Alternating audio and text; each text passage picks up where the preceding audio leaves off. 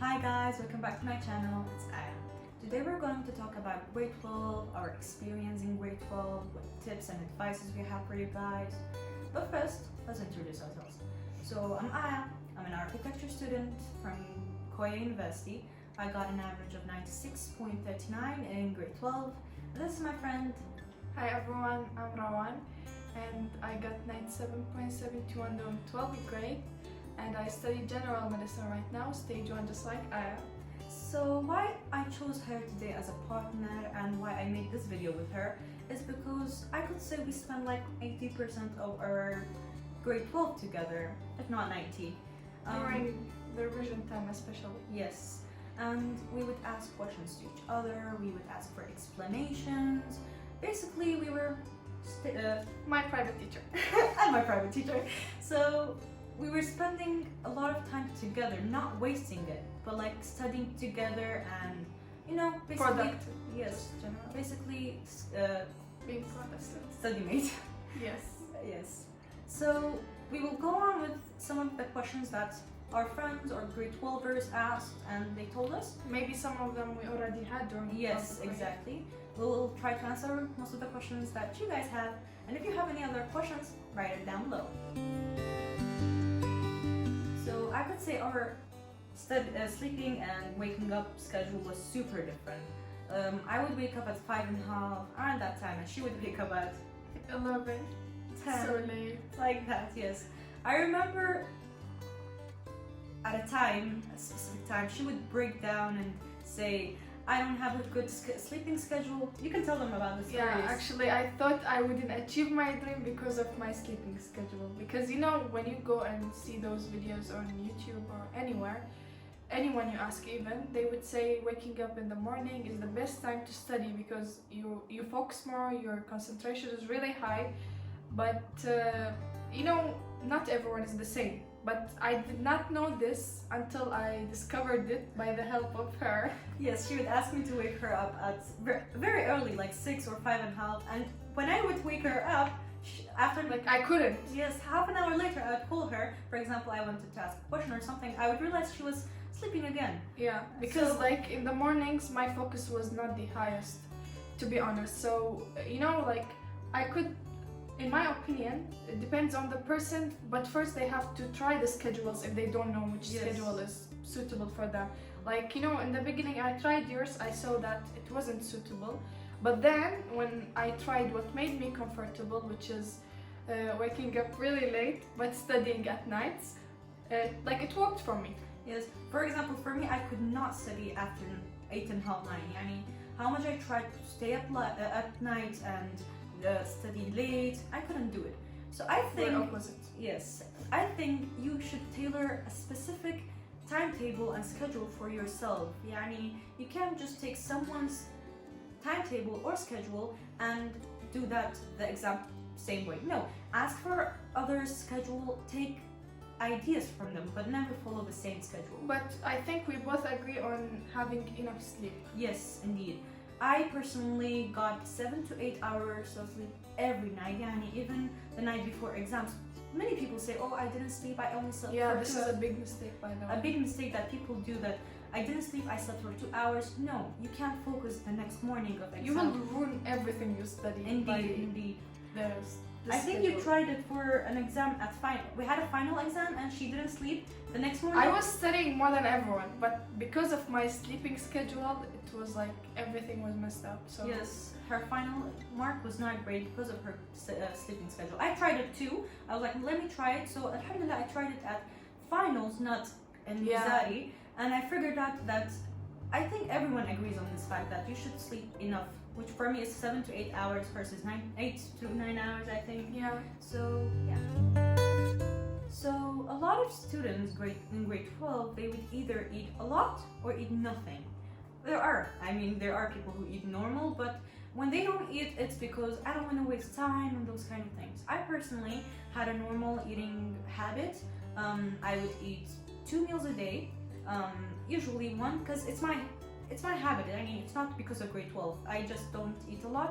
I eat snacks more than meals. I would eat a lot of fruits, I would eat nuts and those kind of things. And about coffee, a lot of people will say, is it bad to drink coffee and those stuff? I personally drank coffee in the morning, but I realized over time the effect of it would not be as strong as the beginning.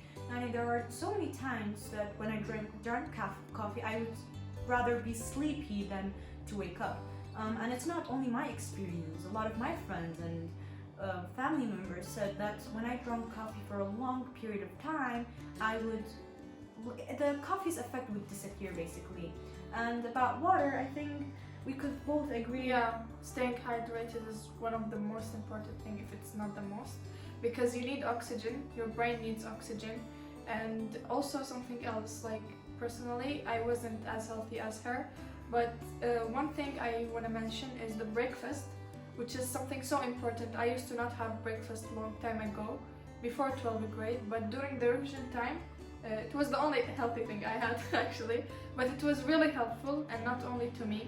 So I truly recommend, like, take from our experience, both of us, breakfast, water, nuts, fruits, like focus on these stuff, it's really helpful. So I could say this is one of the most common questions among 12th graders. How many hours of studying do I need? How much should I study? There's no standard to that. I personally started during summer. I would study 1 hour, 2 hours, something like that. And then during school time, I stopped studying at the beginning and then started gradually increasing it up to 5 to 6 hours. Although you could say the average was 3 to 4 hours a day. I think you studied the same amount, 3 to 4 hours a day during school time. Approximately, yeah. Yes. And for me, after that, during the revision time, I would study 7 to 10 to 11 hours a day. And you studied more than 10 hours. Yeah, our schedule was kind of different on that time, because for me I had summer courses, so I had to focus more with the teachers that time during the mornings, and then when I would go home I would do like 1 to 2 hours revision if I had the energy. But during school time, of course, you have to depend on yourself more, so because you have to start solving questions by your own, not only listening to the teacher and stuff like that. So it was 4 hours just like her, but during the revision time, the difference was appearing that time. I was studying the first revision minimum 10 hours, and then the more revisions you do, you control the lessons more. So during the second revision, I think maximum 7 hours like this, and then it decreased as time passes.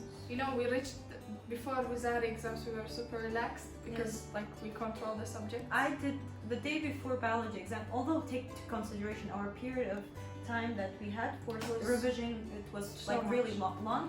So the day before biology exam, I did not study anything. I just left studying and focused on myself to relax.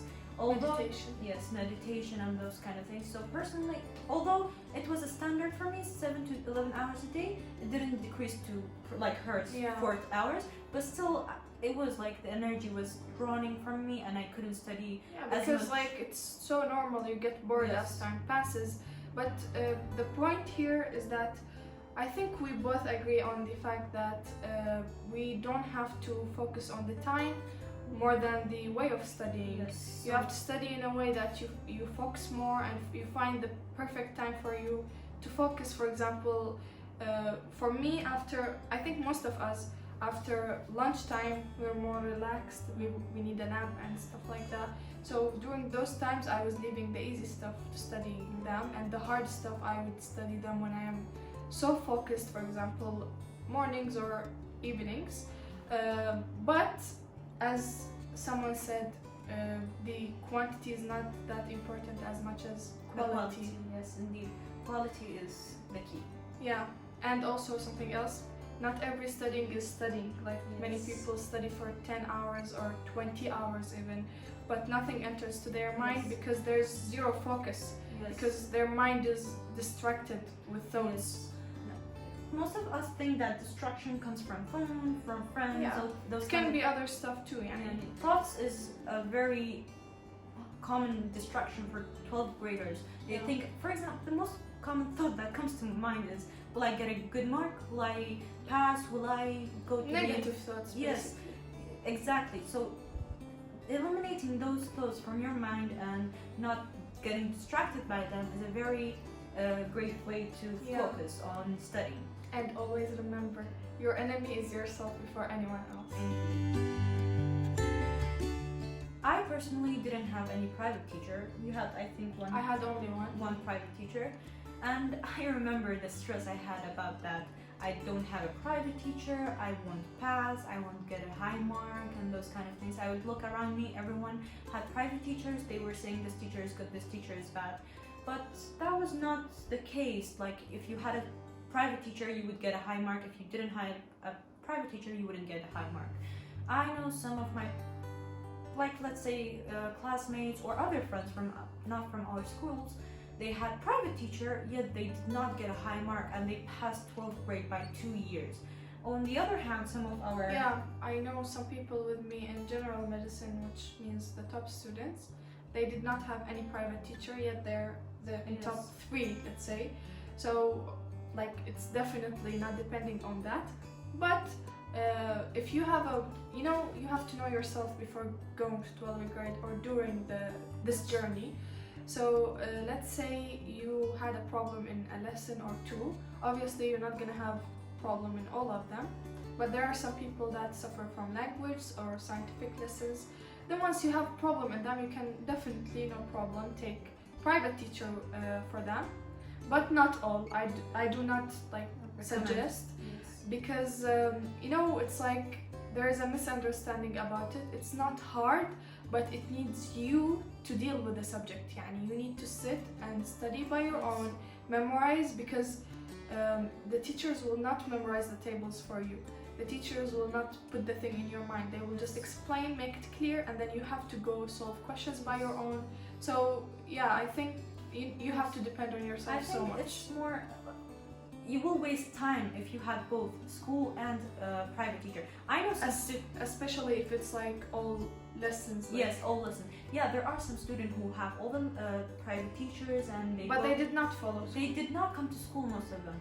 So either you follow the school or the private teachers. And I personally recommend, of course, going to school, and if you have good teachers. Yes, if you have good teachers. And studying by yourself is way more important than the teacher explaining it for you. Than both of them. Yes. Because sometimes you can sit with the smartest teacher, but still you do not do your things with yourself, because you will go solve the paper, not them. That's why when we say, we're not saying having private teacher is bad, but it will be more like wasting your time. You go to school, come back tired, go to private teacher, come back at like 10, 11. It's excessive. Yes, so it's a lot of private teachers. But having one or two, if you're not good in a lesson, totally it's normal. Totally normal.